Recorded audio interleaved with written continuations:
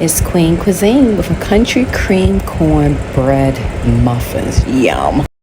So I'm using 2 cans of cream corn, 2 boxes of corn muffin mix, mixing it very well together to get nice and smooth as possible.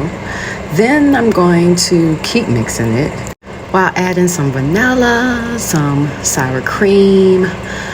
Mix it some well, add some sugar. Gotta make it nice and sweet. Also some milk as well. Nice, 1 egg is all that's needed. You want to mix it very well, then pour the batter into the muffin sheets like I'm doing. See, I'm doing it good. Now this is for the mini cupcakes versions. This is going to be a little bit smaller than the muffins, but it's still cute and also tasty too. So once the batter is poured in, you want to bake high for about 400 degrees, about 35 minutes. Towards the end of baking, add some butter slices. Yum. And this is it. Look at those corn muffins. Yum. Yum, yum. Diamond to Queen Cuisine.